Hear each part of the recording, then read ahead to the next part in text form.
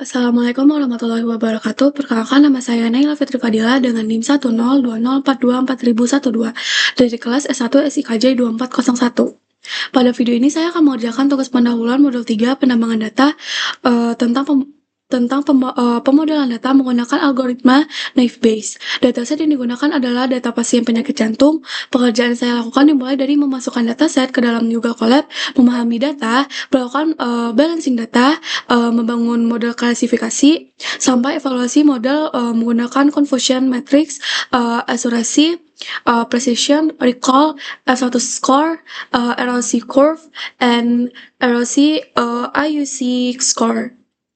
Nah, yang pertama di sini saya akan melakukan import library terlebih dahulu dengan menggunakan sintaks.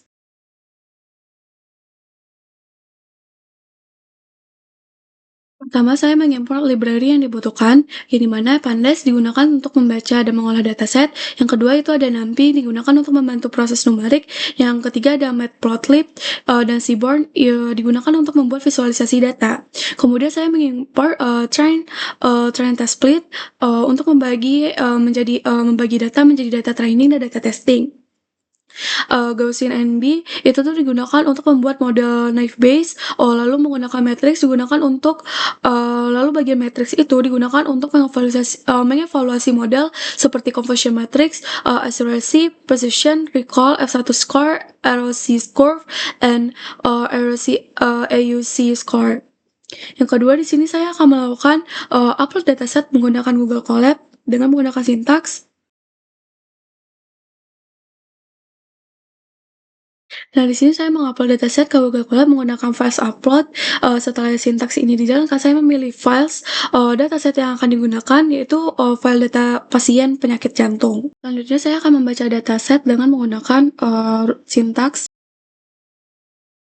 Setelah file berhasil diupload, dataset dibaca menggunakan PDF CSV dan data disimpan ke dalam variabel df. Kemudian df here digunakan untuk menampilkan 5 data pertama dari dataset. Berdasarkan output ini, dataset memiliki beberapa atribut seperti age, sex, CP, trace BPS, call, terus ada FBS, terus ada restack, terus talag, exang, all peak, slope, dan lain-lain yang dimana digunakan untuk sebagai label klasifikasi, yaitu 0 untuk tidak memiliki penyakit jantung dan 1 untuk memiliki penyakit jantung. Selanjutnya sini saya akan melihat ukuran dataset dengan menggunakan sintak.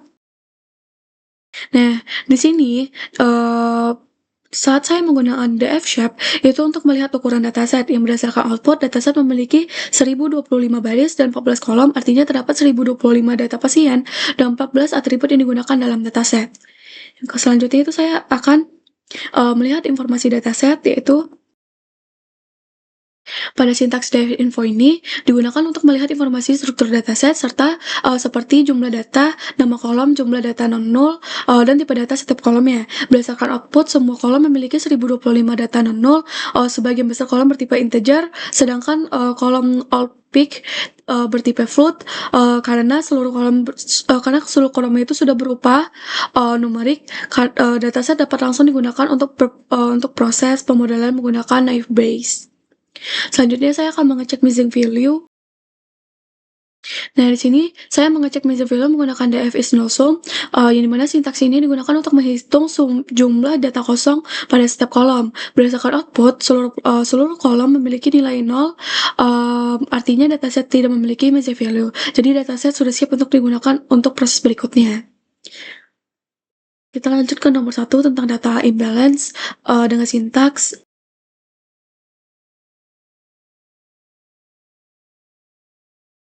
Pada nomor 1 ini, saya mengecek distribusi kelas pada kolom target untuk mengetahui apakah dataset mengalami data imbalance atau tidak. Data imbalance adalah kondisi di mana ketika jumlah data pada suatu kelas jauh lebih banyak dibandingkan kelas lainnya.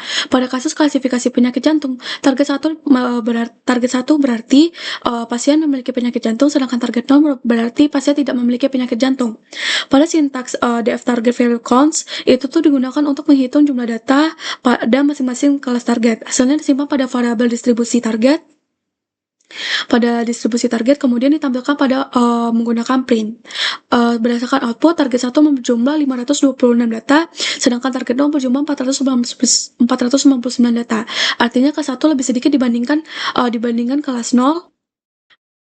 Artinya itu uh, Artinya itu kelas 1 sedikit lebih banyak dibandingkan kelas 0, tetapi selisihnya tidak terlalu besar. Kemudian SNS Conplot digunakan untuk memvisualisasi distribusi kelas target dalam bentuk grafik batang. Dari grafik terlihat bahwa jumlah kelas target 0 dan target 1 hampir seimbang, jadi dataset tidak memiliki imbalance yang signifikan. Selanjutnya saya akan memisahkan kelas mayoritas dan minoritas.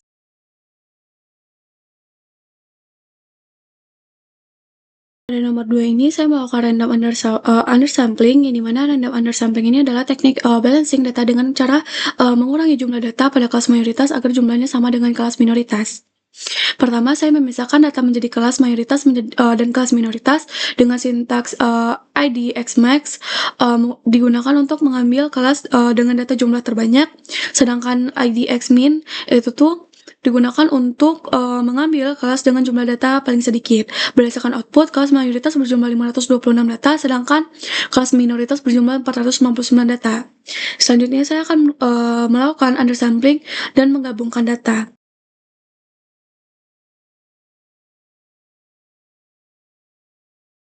Setelah kelas mayoritas dan minoritas dipisahkan, saya melakukan undersampling pada kelas mayoritas menggunakan sintaks sampel. Parameter nlen df minority berarti jumlah data kelas mayoritas akan dikurangi mengikuti jumlah kelas minoritas, yaitu 499 data. Parameter random state 42 digunakan agar hasil pengambilan data acak tetap sama ketika sintaks dilankan ulang. Setelah itu, kelas mayoritas hasil undersampling digabungkan kembali dengan kelas minoritas menggunakan pdconcat. Kemudian dataset diacak menggunakan sampel frag sama dengan 1. Parameter frag sama dengan 1 berarti seluruh data diambil kembali tetapi urutannya diacak.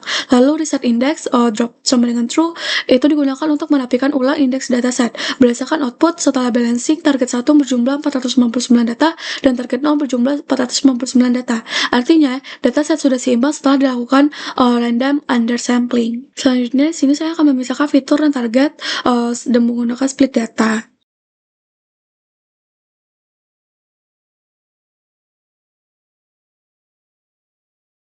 Pada nomor 3 ini, saya memisahkan dataset menjadi fitur dan target, di mana variabel X berisi seluruh kolom selain kolom target. Sintaks drop target axis 1 sama dengan 1 digunakan untuk menghapus kolom target dari fitur. Parameter axis 1 sama dengan 1 menunjukkan bahwa yang dihapus adalah kolom. Variabel Y berisi kolom target, yaitu label klasifikasi yang akan diprediksi oleh model. Setelah itu, saya akan membagi data menjadi training dan data testing menggunakan test split.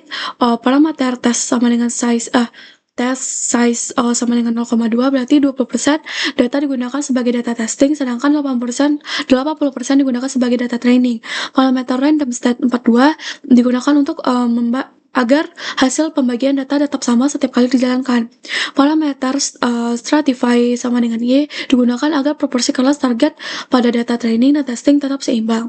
Berdasarkan output, jumlah data training adalah 798 data dengan 13 fitur, sedangkan data testing adalah 200 data dengan 13 fitur. Selanjutnya yaitu ada nomor 4 yaitu tentang membangun model naive Bayes.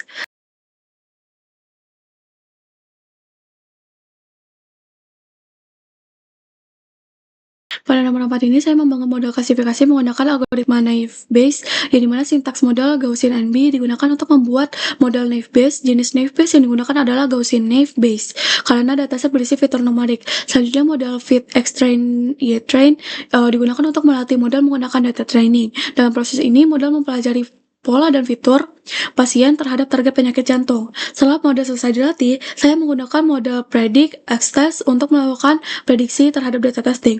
Output yang ditampilkan adalah hasil prediksi model dalam bentuk angka 0 dan 1, di mana nilai 0 berarti pasien diprediksi tidak memiliki penyakit jantung, sedangkan nilai 1 berarti pasien diprediksi memiliki penyakit jantung.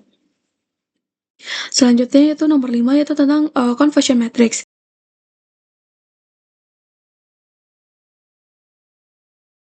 Pada nomor 5 ini saya melakukan evaluasi modal menggunakan conversion matrix. Conversion matrix ini digunakan untuk membandingkan hasil prediksi modal dengan data sebenarnya. Sintaks conversion matrix Y-test itu digunakan untuk membuat matriks perbandingan antara nilai actual pada Y-test dengan hasil prediksi Y-pred.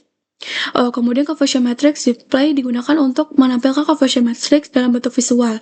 Berdasarkan output conversion matrix dihasilkan nilai dengan true negatifnya 80, false positifnya itu ada 20, false negatifnya ada 18, lalu ada true positifnya ada 82. True negatif berarti data sebenarnya 0 dan diprediksi 0. False positif berarti data sebenarnya itu 0, tetapi diprediksi itu 1. False negatif berarti data sebenarnya 1, tapi diprediksi 0. True positif berarti data sebenarnya 1 dan diprediksi 1. Dari hasil data tersebut, model memiliki prediksi benar sebanyak 80 untuk kelas 0 dan 82 untuk kelas 1. Jumlah prediksi benar lebih besar dibandingkan prediksi salah, sehingga model dapat dikatakan memiliki performa yang cukup baik. Selanjutnya nomor 6 yaitu di sini saya akan mencari akurasi precision recall F1 score.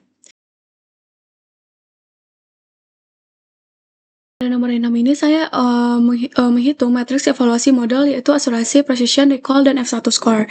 Pada sintaks akurasi score itu digunakan untuk menghitung tingkat ketepatan prediksi model secara keseluruhan. Berdasarkan output, nilai akurasi adalah 0,81. Artinya model mampu memprediksi dengan benar sebesar 81% dengan jumlah data testing. Sintaks precision score digunakan untuk menghitung ketepatan model memiliki prediksi ketika memprediksi kelas positif. Berdasarkan output, nilai precision adalah sekitar 0,80. Artinya dari seluruh data yang diprediksi sebagai pasien penyakit jantung, sekitar 80% benar-benar termasuk kelas tersebut. Sintaks recall score digunakan untuk menghitung kemampuan modal dalam menemukan data positif yang sebenarnya. Berdasarkan output recall adalah 0,82, artinya modal mampu mengenali 82% pasien yang benar-benar memiliki penyakit jantung. Sintaks F1 score digunakan untuk menghitung keseimbangan antara precision dan recall. Berdasarkan output, nilai F1 score adalah 0,81, sehingga performa model dapat dikatakan cukup seimbang. Pada classification report, terlihat bahwa nilai precision recall F1 score untuk kelas 0 dan kelas 1 juga berada pada sekitar 0,80 sampai 0,82.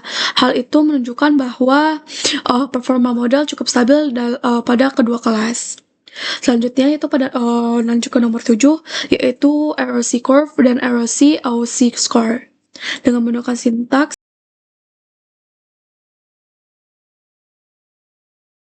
pada nomor 7 ini saya melakukan evaluasi menggunakan ROC curve dan ROC AOC score. Sintaks model predict proba X-test itu digunakan untuk mengambil probabilitas prediksi model terhadap kelas positif yaitu kelas 1. Probabilitas ini digunakan karena ROC curve tidak hanya menggunakan hasil prediksi 0 atau 1, tetapi menggunakan nilai probabilitas. Kemudian ROC curve, Y-test dan Y-prob itu digunakan untuk menghitung nilai false positive rate, true positive rate, dan threshold. False positive rate menunjukkan seberapa banyak data negatif yang salah diprediksi sebagai positif.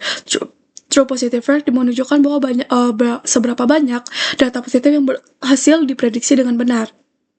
Selanjutnya ada ROC AOC score yang digunakan untuk menghitung nilai AOC atau area under curve berdasarkan nilai output. Nilai ROC dan AOC score adalah sekitar 0,916 atau dibulatkan menjadi 0,92. Nilai ini mendekati angka 1 sehingga menunjukkan bahwa model memiliki kemampuan klasifikasi yang sangat baik. Pada grafik ROC curve, garis biru menunjukkan bahwa performa model naive Bayes, sedangkan garis diagonal putus-putus menunjukkan random classifier atau model yang hanya menebak secara acak. Karena garis biru berada jauh di atas garis diagonal, maka model naive Bayes memiliki performa yang lebih baik dibandingkan tebakan acak. Berdasarkan pengerjaan dari awal sampai hingga nomor 7, dataset berhasil dimasukkan ke dalam Google Colab dan dibaca dengan baik. Dataset memiliki 1200 1025 baris dan 14 kolom, serta tidak memiliki missing value. Pada pengecekan awal, target 1 berjumlah 526 data dan target 0 berjumlah 499 data. Setelah dilakukan random undersampling, jumlah kedua kelas menjadi seimbang, yaitu masing-masing 499 data. Selanjutnya, data dibagi menjadi data training dan data testing dengan rasio 80/20. Model klasifikasi dibangun menggunakan algoritma Gaussian naive Bayes. Berdasarkan hasil evaluasi, model memperoleh akselerasi sebesar 81% dan erosi AUSI skor sebesar 0,92. Dari hasil tersebut dapat disimpulkan bahwa model naive Bayes memiliki performa yang cukup baik dalam melakukan klasifikasi penyakit jantung berdasarkan data pasien. Sekian penjelasan saya. Terima kasih. Assalamualaikum warahmatullahi wabarakatuh.